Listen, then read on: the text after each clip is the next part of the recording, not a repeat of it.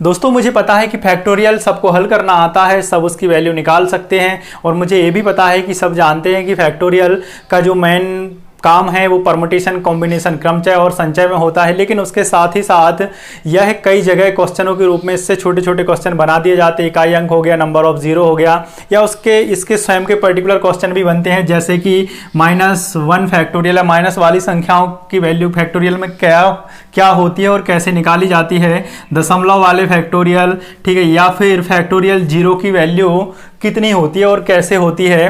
तो यही सब जानने और देखने के लिए आप मेरे साथ इस वीडियो में अंत तक बने रहें, क्योंकि आज मैं इन सब चीज़ों का आपके लिए बिल्कुल विथ प्रूफ के साथ प्रैक्टिकली हल करके बताऊंगा। 2-2, 3-3 तरीकों से कि चीज़ें आती कैसी हैं, और आपका कोई भी आपको कॉन्सेप्ट या कोई भी पॉइंट, कोई भी नोट पॉइंट मैं नहीं छोड़ूंगा। मतलब ये फैक्टोरियल इस वीडियो में देख लेने के बाद आपकी सारे डाउट, सारी चीज़ें क्लियर हो जाएं, क्योंकि ये अभी तक कई बार रिपीटेड क्वेश्चन रहे हैं। छोटे छोटे से क्वेश्चन आते हैं कि -1 फैक्टोरियल की वैल्यू क्या होगी, और कई बार हम जल्दी जल्दी में इन चीज़ों को गलत भी कर देते हैं। तो यही सब देखने और सुनने और समझने के लिए आप मेरे साथ इस वीडियो में अंत तक बने रहें। तो चलिए शुरू करते हैं। हम इसमें सबसे पहले देखेंगे फैक्टोरियल होता क्या है। तो फैक्टोरियल किसी भी संख्या का फैक्टोरियल, मैं सबसे पहले इसकी डेफिनेशन बता दूं आपको। किसी भी संख्या का फैक्टोरियल उस संख्या एवं उससे छोटी सभी लगातार प्राकृत संख्याओं का गुणनफल होता है। किसी भी संख्या का फैक्टोरियल उस संख्या एवं उससे छोटी सभी लगातार प्राकृतिक संख्याओं का गुणनफल होता है। क्लियर है? ये फैक्टोरियल की डेफिनेशन है। इसकी ज़रूरत क्यों पड़ी? जैसे ये लिखा हुआ है इस तरीके से कोई नंबर, तो यार जब इतना लंबा नंबर लिखा हुआ है, इतना लंबा नंबर लिखा हुआ है, तो इसको छोटा करने के लिए हम ऐसे भी लिख सकते हैं। ये फैक्टोरियल का साइन है। एक फैक्टोरियल को ऐसे दर्शाते हैं, एक ऐसे भी दर्शाते हैं। दोनों ही बातें कैसी हैं? बराबर हैं। तो इतना ना लिख के हम इसको ऐसा लिख सकते हैं। जैसे हमने गुणा की खोज की पहले प्लस माइनस हर एक चीज़ की हुई, उसी तरीके से इतना बड़ा ना लिख के इसको ऐसा लिख सकते हैं। और दोनों का मतलब क्या होता है? बराबर ही होता है। और ये दोनों साइन है इसके। ये फैक्टोरियल एन लिखा हुआ है, बात वही है, और ये भी फैक्टोरियल एन ही लिखा हुआ है। ये इसका फॉर्मूला लिखा हुआ है, जिसके बारे में अभी हम जानेंगे और देखेंगे। एन फैक्टोरियल बराबर एन इंटू, मतलब उस स्वयं संख्या एन, और n-1 उससे छोटी लगातार सभी प्राकृत संख्याओं का गुणनफल। और प्राकृतिक मैं इसलिए बोल रहा हूं क्योंकि सबसे छोटी प्राकृतिक संख्या क्या होती है दोस्तों? 1 होती है। तो इस वजह से लगातार सभी प्राकृत संख्याओं का गुणनफल, ये इसका सिंबल हो गया। अब हम जल्दी से बात कर लेते हैं फैक्टोरियल वैल्यू की। फैक्टोरियल 0 = 1, फैक्टोरियल 0 = 1, और फैक्टोरियल 1 = 1, और फैक्टोरियल 2 के बराबर 2 गुणा 1, इस तरीके से गुणा किया जाता है। फैक्टोरियल 3 = 3 गुणा 2 गुणा 1, इस तरीके से यहाँ पर वैल्यू 2 ही बनेगी और ये बन जाएगी इसके बराबर में 6। अब क्वेश्चन यहाँ पे जनरेट होता है यार कि फैक्टोरियल 0 की वैल्यू 1 कैसे होती है, तो वो मैं अभी आपके लिए बताने वाला हूँ। बस थोड़ी सी हम ये वैल्यू और देख लें, है ना। फैक्टोरियल 4 की वैल्यू 4 गुणा 3 गुणा 2 गुणा 1, इनका आपको आपस में गुणा कर देना है। 2 × 6 = 24, ठीक है ना। अब फैक्टोरियल हम जैसे ही 5 लिख रहे हैं, तो यहाँ पे अगर आप देखें तो फैक्टोरियल 3 के वैल्यू के बराबर ये लिखा हुआ है। फैक्टोरियल 3 के वैल्यू के बराबर ये पूरा 6, तो डायरेक्ट हम 4 गुणा 6 भी कर सकते थे और क्या आ जाता दोस्तों? 24 आ जाता, ठीक है ना। फैक्टोरियल 5 की वैल्यू, तो आपको पता है 5 का गुणा किस में करना है? केवल और केवल फैक्टोरियल 4 की वैल्यू में आपको गुणा कर देना है। तो 24 का 5 गुना कितना हो गया दोस्तों? 120 हो गया। इसी तरीके से फैक्टोरियल 6 की वैल्यू, तो 6 का गुणा किस में कर देंगे? हम केवल इसमें कर देंगे 120, तो ये हो जाएगा 720। इसी तरीके से फैक्टोरियल 7 की वैल्यू अगर हमको निकालनी है, तो 7 गुणा हम 720 का गुणा कर देंगे, तो ये हो जाएगा दोस्तों कितना? 50 40। इस तरीके से आप आगे और भी वैल्यू निकाल सकते हो, लेकिन इसकी ज़्यादा वैल्यू कभी निकालने की जरूरत पड़ती नहीं है, क्योंकि वैल्यू निकालना बहुत लेंदी पड़ता है। तो आपका कोई भी क्वेश्चन है वो आराम से 7-8 की वैल्यू तक आराम से हो जाता है। तो इतनी वैल्यू आपको लगभग पूरी याद होनी चाहिए, और कुछ नहीं। इसके आगे फैक्टोरियल में कभी भी आपको ज़्यादा जरूरत नहीं पड़ती, क्योंकि कई चीज़ें सॉल्व हो जाती हैं इसकी क्रमचय संचय में भी। अब जो मैं आपको बता रहा था कि फैक्टोरियल 0 की वैल्यू 1 कैसे होती है, तो उस पर हम देखते हैं। सबसे पहले ये जो फॉर्मूला लिखा हुआ है दोस्तों, आप देखें n factorial = n × n-1 × n-2 × n-3 × 3 × 1, मतलब 1 तक ये वैल्यू जाती है। मैंने बताया ना, प्राकृत संख्या, सभी प्राकृत संख्या, सबसे छोटी प्राकृतिक संख्या क्या है दोस्तों? 1 है, ठीक है ना। तो यहाँ पर अगर इसी फॉर्मूले को हम थोड़ा सा कन्वर्ट करके लिखें, तो जैसे n फैक्टोरियल की वैल्यू ये लिखी हुई है। अगर हम लिखना चाहें n-1, और ये लिखा हुआ है फैक्टोरियल का सिंबल, ठीक है ना, ध्यान देना थोड़ा सा।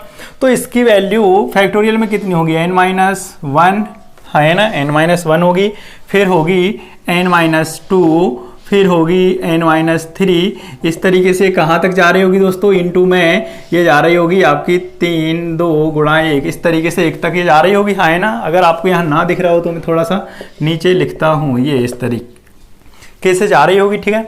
अब अगर आप थोड़ा सा ध्यान दें, n-1 फैक्टोरियल, n-1 फैक्टोरियल के बराबर वैल्यू, n-1 फैक्टोरियल के बराबर क्या लिखा हुआ है, n-1, n-2, n-3, मतलब यहाँ पर वैल्यू आप क्या पुट कर सकते हो, इतने में आप पुट कर सकते हो n factorial is equal to n into n-1 factorial, हाँ है ना, n factorial is equal to n into n-1 factorial, क्योंकि n-1 फैक्टोरियल की वैल्यू इतनी है जो कि इसके बराबर है, तो यहाँ पे हमने ये पुट कर दी। मेरे हिसाब से आप बात को समझ रहे होंगे, ठीक है ना। अब यहाँ से हम n के बराबर कितना पुट कर दें, n इज इक्वल टू हम 1 पुट कर देते हैं, n के बराबर में कितना लिख देते हैं, हम 1 लिख लेंगे, ठीक है। तो 1 फैक्टोरियल बराबर 1 गुणा, ध्यान देना थोड़ा सा, 1 माइनस 1, ये फैक्टोरियल का सिंबल लगा हुआ है, ठीक है ना। यहाँ पर फैक्टोरियल 1 की वैल्यू हम पहले ही लिख चुके हैं, 1 ही होती है, ठीक है। तो 1 बराबर 1 गुणा यहाँ पर 0 फैक्टोरियल, क्लियर है। ये 1 में से घटाओगे 0 आ जाएगा, 0 गुणा 1 में करोगे तो क्या होगा, 0 ही होगा। तो 0 फैक्टोरियल इज इक्वल टू कितना आ गया, 1 आ गया। ये हो गया प्रूफ दैट। तो ये तो मैंने आपको बताया, एक तरीके से मैंने बोला, जैसा कि मैं आपको 2-3 तरीके से चीज़ें बताऊंगा, तो एक और मैं तरीका आपके लिए बता रहा हूँ इसको हल करने का या इसको चेक करने का, क्योंकि हमको चीज़ें आनी चाहिए, बहुत बारीक बारीक चीज़ें आखिर कहाँ से, कई बार आ जाता है ना दिमाग में पढ़ते पढ़ते कि यार ये कैसे, तो मैथ में हर एक चीज़ सिद्ध की जा सकती है। तो मेरे हिसाब से आप इन चीज़ों का स्क्रीनशॉट ले लें अगर आप जरूरत महसूस करते हैं तब। अब मैं आपको अगला तरीका इसी से बता रहा हूँ, बस आपको करना कुछ भी नहीं है, ये लिखा हुआ है, जो ये लिखा हुआ है इसका क्रॉस मल्टीप्लिकेशन यहाँ पर कर दें आप, तो n factorial upon n is equal to n-1 factorial, समझना मेरी बात को। इसका हमने क्रॉस मल्टीप्लिकेशन यहाँ पर कर दिया। अब यहाँ पर आप कोई भी वैल्यू सोच लें जो आपको पुट करनी है, तो हम यहाँ पर n इज इक्वल टू अगर 7 ले लें, n इज इक्वल टू 7 ले लें, 6 ले लें या 5, तो अगर मैं n इज इक्वल टू यहाँ पे 5 ले लेता हूँ तो 5 फैक्टोरियल, n के बराबर हमने 5 ले लिया ना, समझना मेरी बात को, n के बराबर हमने क्या ले लिया, 5 ले लिया। तो n फैक्टोरियल मतलब 5 factorial upon 5 is equal to 5 में से 1 घटाओगे तो यहाँ पर क्या लिखोगे आप, 4 फैक्टोरियल लिखोगे, हाँ है ना। 5 में से 1 घटाओगे क्या लिखोगे दोस्तों, 4 लिखोगे। फिर अगर हम इसको कम करते जाएं, यहाँ पर 4 फैक्टोरियल ले लें, ध्यान देना आप, यहाँ पर हम 4 फैक्टोरियल ले लें तो ये 4 में से 1 कम हो जाएगा, कितना हो जाएगा, 3 फैक्टोरियल हो जाएगा ना। अगर हम n की वैल्यू 4 ले लेंगे तो ये 4 में से 1 3 आ जाएगा ना, यहाँ पर 4 4 आ जाएगा। फिर अब अगर हम n बराबर 3 ले लें तो 3 फैक्टोरियल अपॉन में 3, तो यहाँ पर 3 में से 1 घटाओगे 2 फैक्टोरियल। मेरे हिसाब से आप बात को बहुत अच्छे से समझ पा रहे होंगे गंभीरता के साथ में।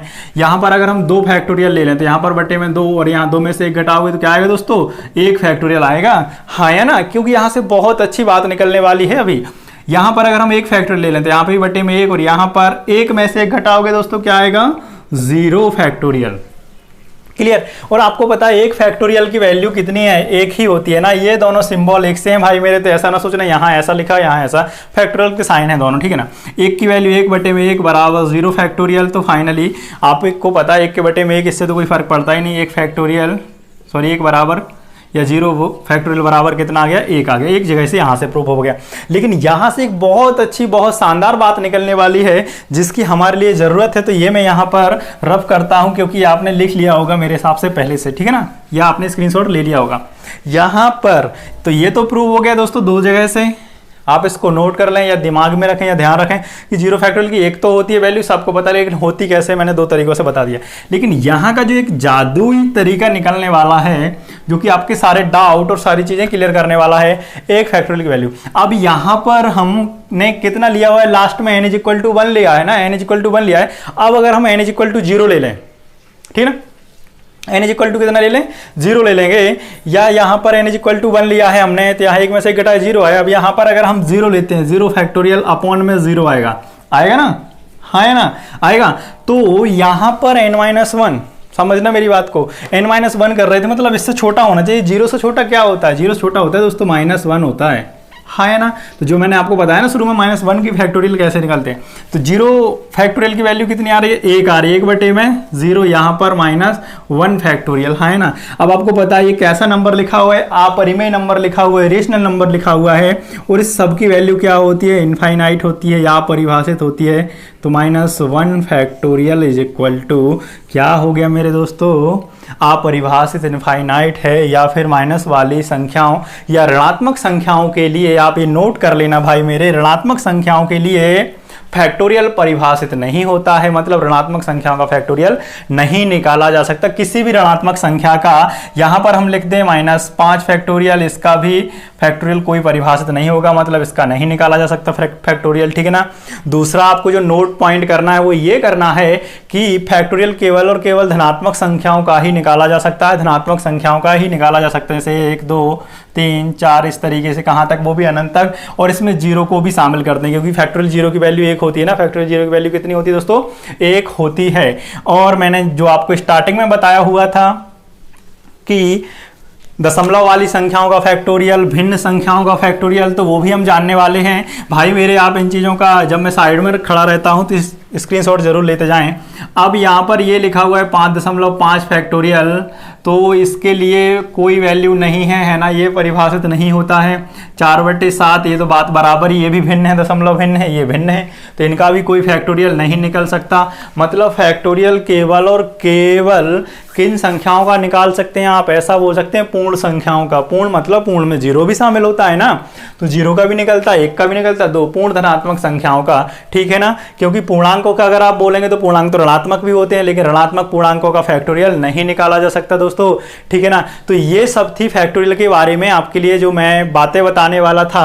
तो ये इतने वीडियो में आपका सब कुछ क्लियर हो गया। इसके अलावा आपको करना क्या है कि आप इन चीज़ों को देखें और इनके लिए हल करें। और अगर आपको वीडियो पसंद आया हो तो जरूर लाइक करें और शेयर करें, और अगर जो चैनल पर नए हैं तो उसके लिए वो आप सब्सक्राइब भी करें। Thank you.